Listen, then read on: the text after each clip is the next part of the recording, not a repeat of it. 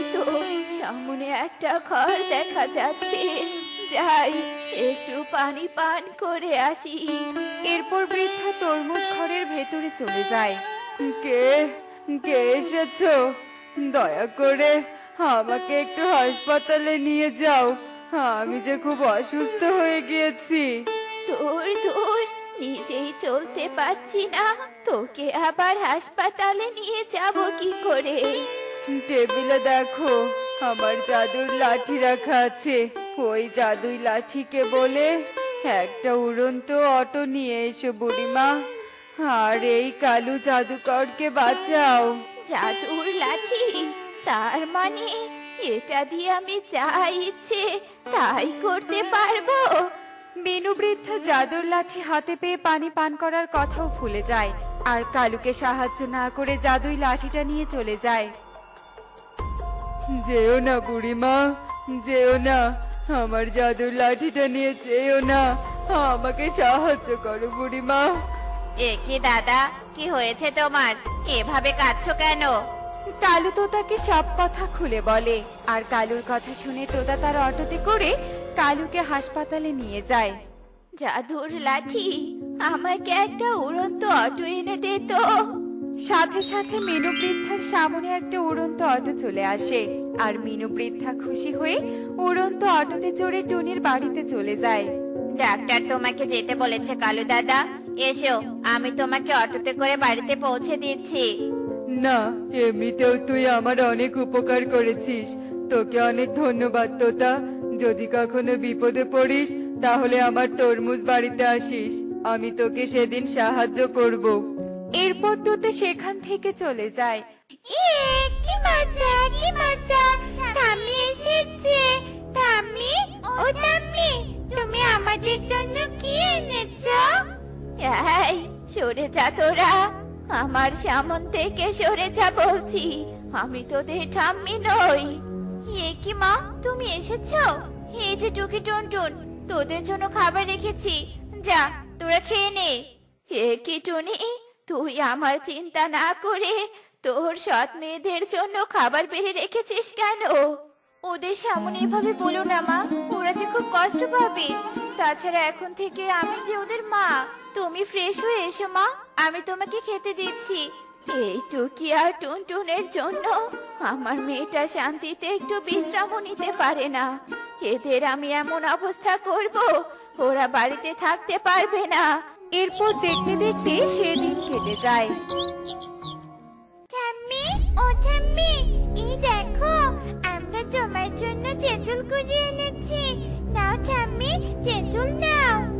এতক্ষণ তো তোদের জন্যই অপেক্ষা করছিলাম, এখন তো টুনি টোনা কেউ বাড়িতে নেই। এই সুযোগে দেখ আমি তোদের কি অবস্থা করি। এরপর মিনু বৃদ্ধা ঘর থেকে জাদুই লাঠিটা নিয়ে আসে। হিরিং বিরিং তিরিং চা, তোরা দুজনে দুটো রঙিন মাছ হয়ে যা। সাথে সাথে টুকি ও টুনটুন দুটো রঙিন মাছ হয়ে যায়, আর মিনু বৃদ্ধা রঙিন মাছ রূপে টুকি ও টুনটুনকে নিয়ে নদীতে ফেলে দিয়ে আসে। এদিকে কিছুক্ষণের মধ্যে টোনা ও টুনি বাড়িতে ফিরে আসে। কি রে, তোরা মার্কেটে গিয়েছিলি বুঝি? হ্যাঁ মা, এই নাও, তোমার জন্য একটা শাড়ি কিনেছি। আর টুকি টুনটুন কোথায়? ওদের জন্য দুটো পুতুল এনেছি। ইয়ে মানে, ওদেরকে তো অনেকক্ষণ থেকে দেখি না, হয়তো খেলতে গেছে। ওদের চিন্তা ছেড়ে দে, ওরা ঠিক চলে আসবে। এরপর দেখতে দেখতে সন্ধ্যা হয়ে যায়।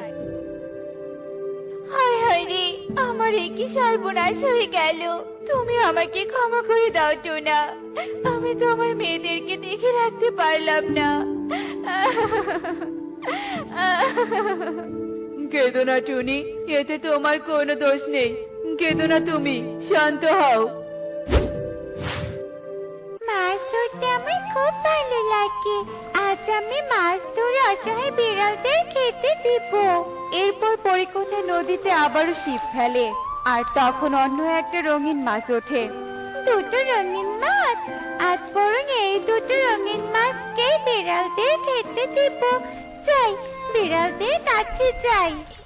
আমাদেরকে বিড়ালদের কাছে নিয়ে যেও না পরিকন্যা, আমরা যে সত্যিকারের মাছ নই। এরপর রঙিন মাছ রূপে টুকি পরিকন্যাকে সব কথা খুলে বলে। আহারে, তোমাদের ঠাম্মি তো খুব দুষ্ট। চিন্তা করো না, আমি তোমাদেরকে মুক্তি দিচ্ছি। এরপর পরিকন্যা জাদু করে মাছ রূপী টুকি ও টুনটুনকে মুক্ত করে দেয়। যাও, এখন তোমরা বাড়িতে ফিরে যাও আর তোমার মা বাবাকে ঠাম্মির অন্যায়ের কথা খুলে বলো। ইস, আঙ্গুরগুলো কত সুন্দর পেকে আছে। আঙ্গুর পাড়তে গেলে তো ঈগল আমাকে চোর ভেবে ধরে ফেলবে। তাই আঙ্গুর খেতে এই জাদুর লাঠিটা ব্যবহার করতে হবে। জাদুর লাঠি, ওই গাছগুলো থেকে 2 ছোপা আঙ্গুর পেড়ে নিয়ে আয় তো। সাথে সাথে আঙুর গাছ থেকে 2 ছোপা আঙুর হাওয়ায় ভেসে মিনু বৃদ্ধার দিকে এগিয়ে আসতে থাকে। আর মিনু বৃদ্ধা জাদুর লাঠিটা মাটিতে রেখে যেই না আঙুরের ছোপাগুলো ধরতে চায়, ঠিক তখনই সেখানে কালু চলে আসে আর মাটি থেকে জাদুর লাঠিটা হাতে নেয়। লোভী বুড়ি কোথাকার, জাদুর লাঠি পেয়ে অনেকজনকে বিপদে রেখে চলে এসেছিস। তার থেকে বড় কথা, তুই অন্যের জিনিস চুরি করে অন্যায় করেছিস। আর চুরি করা মহাপাপ। এই পাপের শাস্তি তোকে পেতেই হবে। জাদুই লাঠি, এক্ষুনি এই বৃদ্ধাকে একটা খরগোশ বানিয়ে দে। টুনটুন, ঠাম্মি খুব বিপদে। ঠাম্মিকে আমাদেরকে সাহায্য করতেই হবে। হ্যাঁ টুকি, ঠাম্মি খুব খারাপ। ঠাম্মির জন্য আমি অনেক কষ্ট পেয়েছি। তাই আমরা ঠাম্মিকে সাহায্য করবো না। আরে টুনটুন, শত্রু যদি বিপদে পড়ে তবুও তাকে সাহায্য করা উচিত। চল টুনটুন, আমার সাথে চল। আঙ্কেল, ও আঙ্কেল, তুমি আমাদের ঠাম্মিকে ক্ষমা করে দাও। আমাদের ঠাম্মি আর কখনো অন্যের ক্ষতি করবে না। তুমি ঠাম্মিকে তার রূপ ফিরিয়ে দাও। ঠিক আছে, এবারের মতো ক্ষমা করে দিলাম। এরপর কালু মিনু বৃদ্ধাকে আগের রূপে ফিরিয়ে দেয়। তোদেরকে আমি এত কষ্ট দিয়েছি, তবুও তোরা আমাকে সাহায্য করলি। সত্যি, তোরা আমার চোখ খুলে দিয়েছিস। সম্পর্কে কখনো সৎ থাকতে নেই, সবাইকে নিজের বলে মেনে নিতে হয়। কিন্তু তোরা তো রঙিন মাছ ছিলি, তাহলে মুক্তি পেলি কি করে? টুকি ও টুনটুন তাদের ঠাম্মিকে সব কথা খুলে বলে। তোরা এ কথা টোনা আর টুনিকে বলিস না রে দিদি ভাই, তা না হলে ওরা আমাকে ভুল বুঝবে। আচ্ছা ঠিক আছে ঠাম্মি, চলো বাড়িতে চলো। আমরা মা বাবাকে কিছুই বলবো না। এরপর তারা বাড়িতে চলে যায়। এ কি, তোরা ফিরে এসেছিস? কোথায় ছিলি তোরা? কোথা থেকে এলি? আর হঠাৎ করে তোরা কোথায় চলে গিয়েছিলি বলতো? মানে মা, আমি আমাদের বন্ধুর বাড়িতে গিয়েছিলাম। তবে তোমাদের বলে যাওয়া আমাদের উচিত ছিল। আমরা আর কখনো তোমাদের না বলে কোথাও যাব না মা। এবারের মতো আমাদের ক্ষমা করে দাও। এরপর টোনা ও টুনি তাদের পরিবারের সাথে সুখে দিন কাটাতে থাকে। দেখলে তো বন্ধুরা, অন্যায় করে কখনো ছাড় পাওয়া যায় না। অন্যায়ের শাস্তি একদিন না একদিন ঠিকই পেতে হয়। তাই আমাদের অন্যায় করা উচিত নয়। এমনই সব মজার মজার শিক্ষণীয় টুনি পাখির গল্প দেখতে আমাদের সাথেই থেকো। আর গল্পটি কেমন হয়েছে তা কমেন্টে জানাতে ভুলো না কিন্তু। Bye bye. আজ তো গরম কেন বলো তো? একটু বাতাস বইলে তো মন্দ হতো না। সে তুমি ঠিকই বলেছো, কিন্তু কি বলো তো ছোট মা, প্রকৃতি তো আর আমাদের কথা শুনে চলে না। তবে তুমি ভেবো না, দেখবে ঠিকই গরম কমে যাবে। সে তো বুঝলাম, কিন্তু মাসি বেশি গরম পড়েছে বলে তো আমার এখন আম খেতে ইচ্ছে করছে। তুমি আমাকে আম এনে দাও না মাসি। সোনা মা আমার, তুই আম খাবি তো? টুনি যা, বাগান থেকে আম এনে দে আমার মেয়েকে। ইয়ে মানে প্রধান মশাই, এখন শরৎকাল, আমের মৌসুম তো শেষ হয়ে গিয়েছে। এখন তো বাগানেও আর আম পাওয়া যাবে না। সেসব কথা তুই আমাকে শোনাচ্ছিস কোন সাহসে? আমার মেয়ে আম খেতে চেয়েছে যখন, যেখান থেকে পারিস আম নিয়ে আসবি, নয়তো আমি তোকে কাজ থেকে বিদায় করে দিব। তবে এই শরৎকালই তোর জীবনের কাল হয়ে আসবে। বুঝতে পেরেছি প্রধান মশাই, দয়া করে ক্ষমা করে দিবেন আমাকে। আমি এক্ষুনি যাচ্ছি আম খুঁজতে। যেখান থেকেই পারি আমি ছোট মায়ের জন্য আম নিয়ে আসবো। তুমি একটু ধৈর্য ধরো ছোট মা।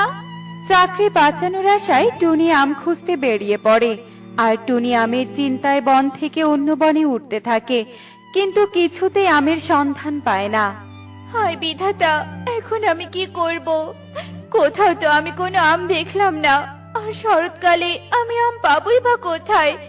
এবার বুঝি আমার চাকরিটাই আর থাকবে না। কি ব্যাপার টুনি দিদি, কি হয়েছে তোমার? তুমি এভাবে কাঁদছো কেন? বলো দিদি, কি হয়েছে? কি বলবো আর দুঃখের কথা কবুতর। প্রধান মশাইয়ের হুকুমে আম খুঁজতে বেরিয়েছি, কিন্তু কোথাও আম পাইনি।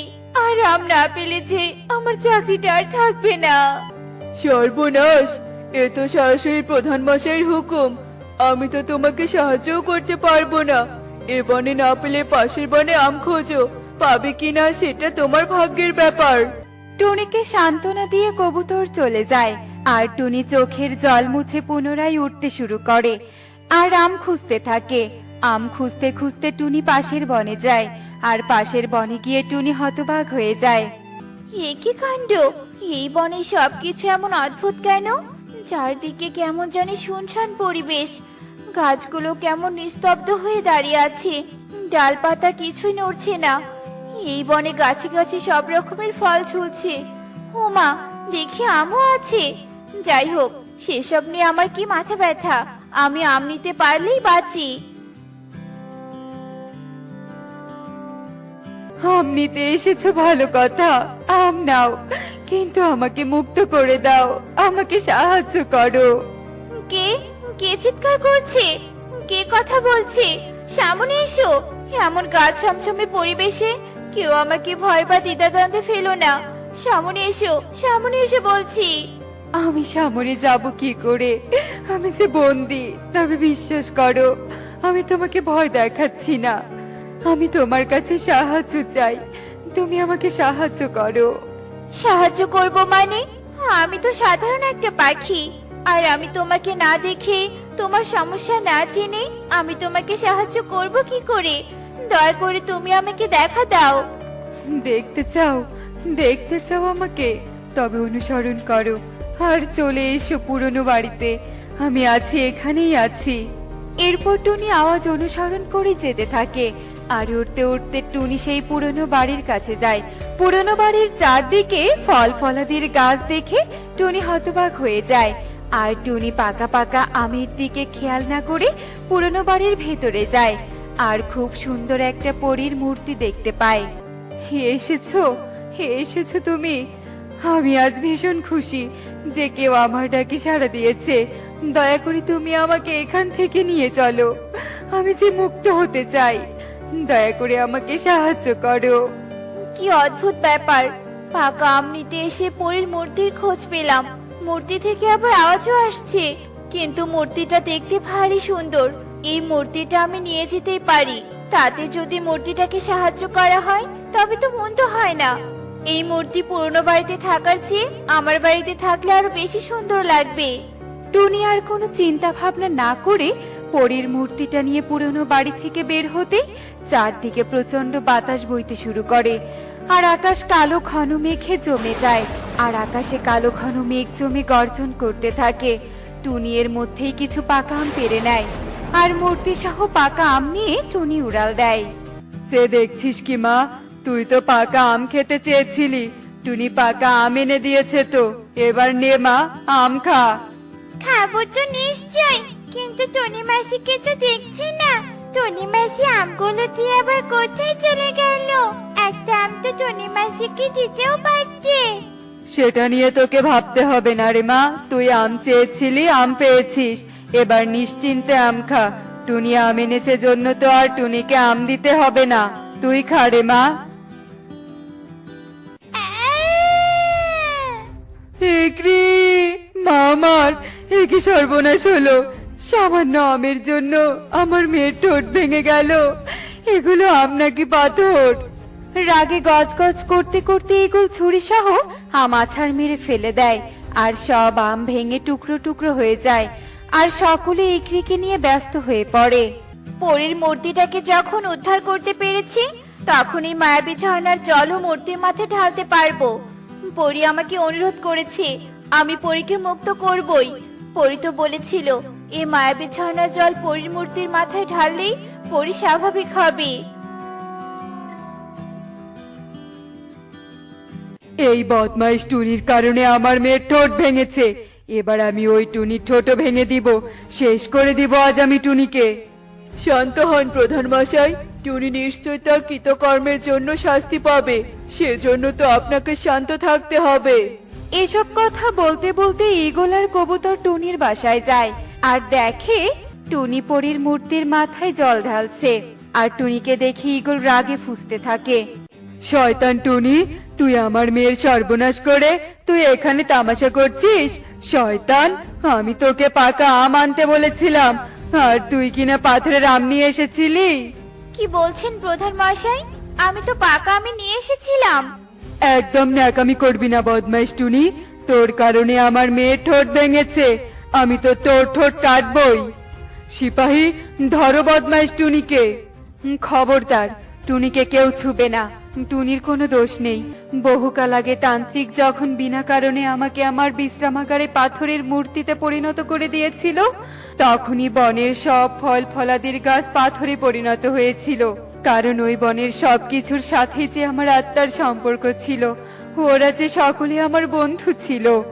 শোনো পরি, তুমি যতই টুনিকে বাঁচাতে চেষ্টা করো না কেন, টুনিকে আমি ছাড়ছি না, শাস্তি তো টুনিকে পেতেই হবে। কবুতর, ধর টুনিকে। ঈগলের হুকুমে কবুতর এগোতে থাকে আর পরীর কথা অমান্য করে যখনই টুনিকে ধরতে যায় তখনই পরী জাদু করে আর ঈগল ও কবুতর ছিটকে পড়ে যায় আর ভয় পেয়ে পালিয়ে যায়। তোমায় অনেক ধন্যবাদ পরী, সবটা খুলে বলার জন্য। কিন্তু তুমি আমাকে আর কতবার বাঁচাবে? ওই ঈগল তো খুবই অত্যাচারী। এই ঈগল তো আবার আসবে, শেষ করে দিবে আমাকে। না বন্ধু, সেটার আর সুযোগ নেই। তুমি আমাকে মুক্ত করেছো, তাই আমি তোমার মতো বন্ধুর সাথে সারা জীবন থাকতে চাই। চলো আমার বিশ্রামাগারে, নতুন করে সবকিছু শুরু করব।